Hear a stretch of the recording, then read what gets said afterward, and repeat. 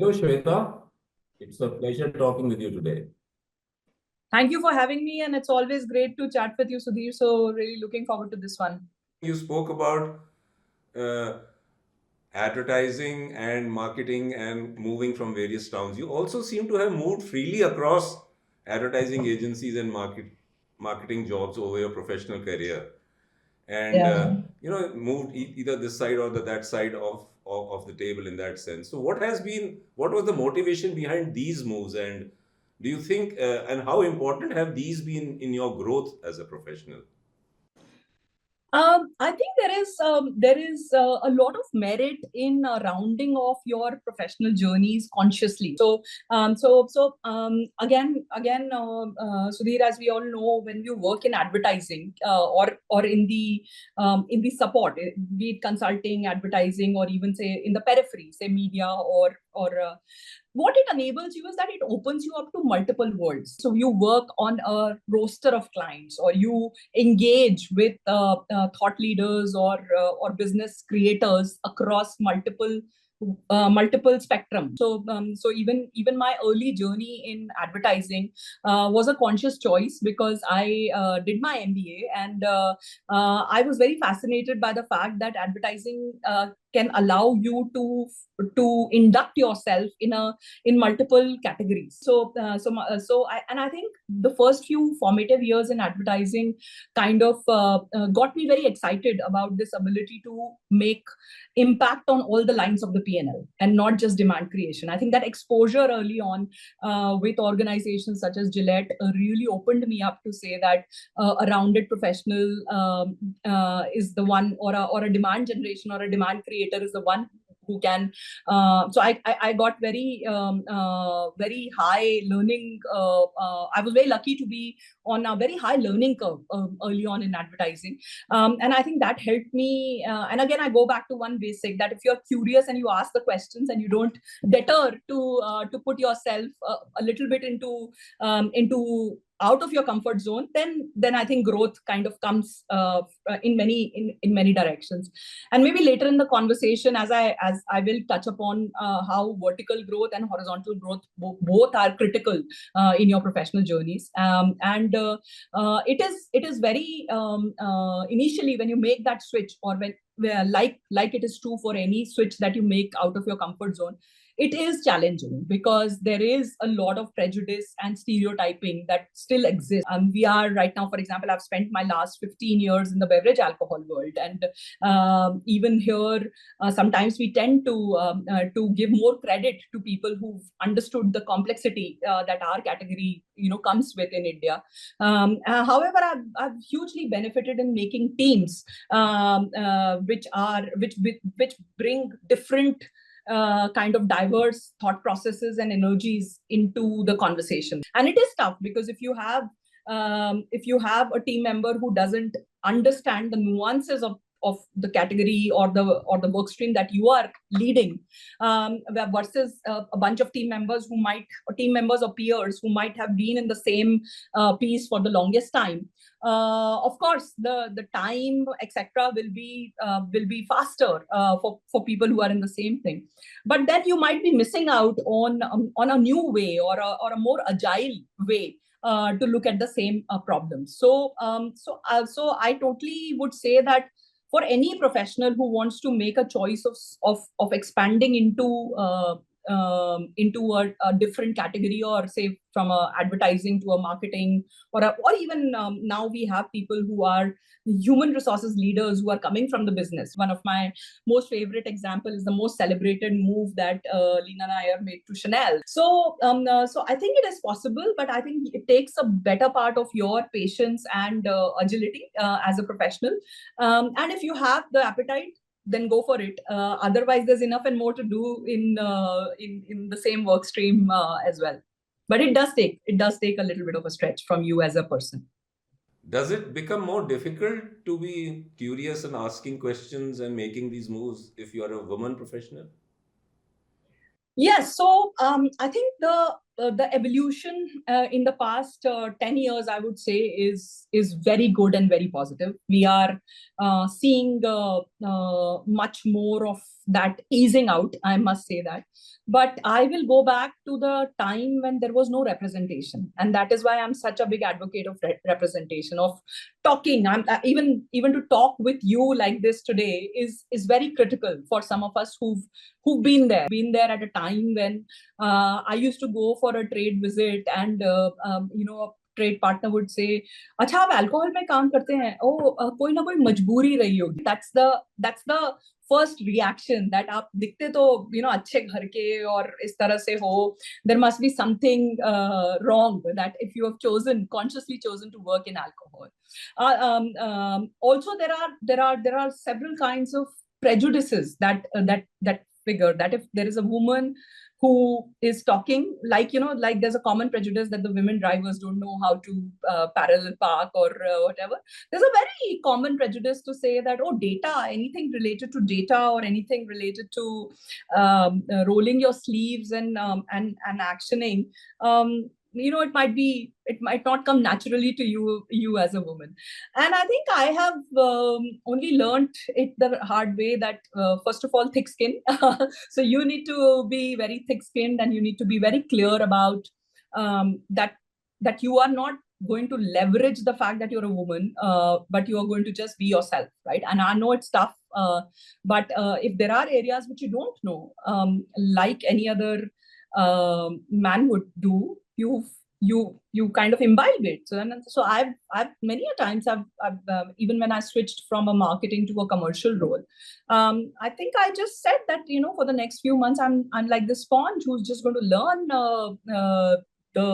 the fundamentals, because I've not done this before live, so I will learn it, and then I will, of course, once I've done it, then I do have the right to kind of give my opinion, or take it up from there. It still exists in many corners of the workforce. I was speaking in some forum, Sudhir, and I think you or Pradhan would know this better.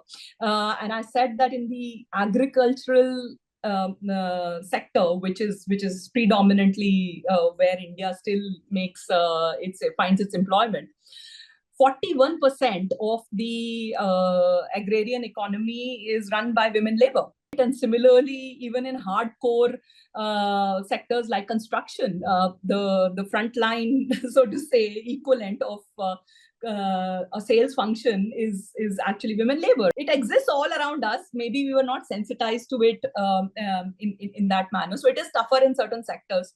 And definitely, a couple of my roles have had several experiences where I've either had to lead from the front to make that change, to be that change, and then I ultimately ended up in an organization like Diageo, which actually champions it for years, even when it was not fashionable. I think Diageo has had the most robust emphasis on diversity and representation. So I think my last few years in Diageo have been actually celebrating diversity and actually accelerating inclusion of a different kind. And then I'm glad that we've been able to do that for a category or for an industry which did not have precedence and which did not have representation.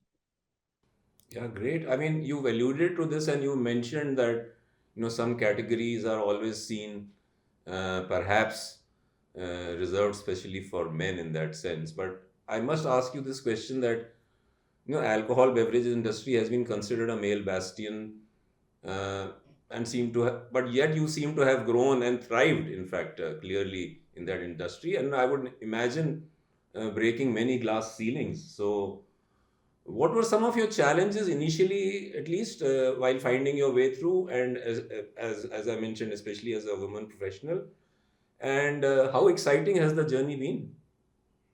I think if I go back, so net, Sudhir, I've been in beverage alcohol now for close to 15 years across all the three organizations that I've been part of. Um, um, as I said, there's tremendous evolution, and I think that evolution is what I spoke about right now. I'll just take you back to the initial times. And I think it all goes down to representation, right? So a person will not take a bet on a woman team member, and a woman team member will not join this category because of the lack of representation and prejudice that existed around these categories. And I'm sure my peer group in tech, my peer group in fintech, or as I spoke, even in the sectors where women have been part and parcel of the thing, but we were never conscious about it, would agree that there was no representation at my time. If I had, and you remember we used to work together when I had my first born, and I remember I went to some of you, including we had our agency head who was a woman herself, and I went to her and I said, "Boy, I'm going to have a child, and my life is going to change. How will I work?"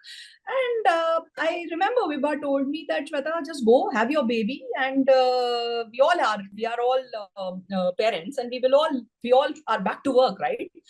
And that statement meant tons to me, right? That the fact that there is representation, there is a reference point that I have, that this can happen, brought me back. And we all did some wonderful work together, and we used to joke about it because my son used to roam around, and we would all get things done at that point in time. I think a lot of these sectors, at least the time when I joined beverage alcohol, there was no representative. I couldn't go and say precedents. I mean, there were remarks about the fact that everything from what you were wearing to the fact that you chose to be away to drop your or pick your children from school, or if a sick child, or the fact that your partner or your husband lived a certain lifestyle, so why do you need a raise? I mean, those were all are going to go in a book sometime, if I ever end up writing about it. And that was also because nobody knew better, right? Because these were sectors where nobody had ever seen. So right now, we in the world today, we are talking of diversity of gender, diversity of backgrounds, diversity of thought. That time it was everything bottled down to the fact that whether you are a woman, and how would you go about it. From there, I went on to have my second child, and I showed up back after the four months leave to actually in Diageo, where I have led very diverse teams, from commercial to marketing to innovation agendas, and I've included. As I said, I've become very active advocate of talking of inclusion, which goes beyond gender diversity. It also goes towards backgrounds, thought process, and of course fluidity, gender fluidity. I've led campaigns for the industry, where better industry representation. So we run a program called World Class, where we realized that a lot of barriers existed for the bartending community to have more women representation. So we said that how can we partner the nightlife and the restaurant and the entertainment industry to have better representation and create conditions so that women can participate in the booming industry and sector that is there. So last year we had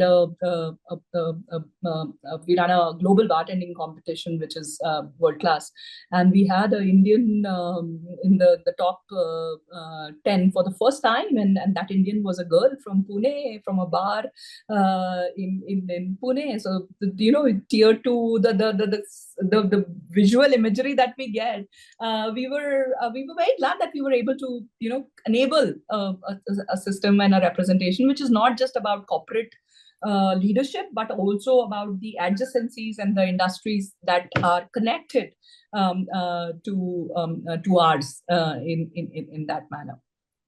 So yeah, I think it's a journey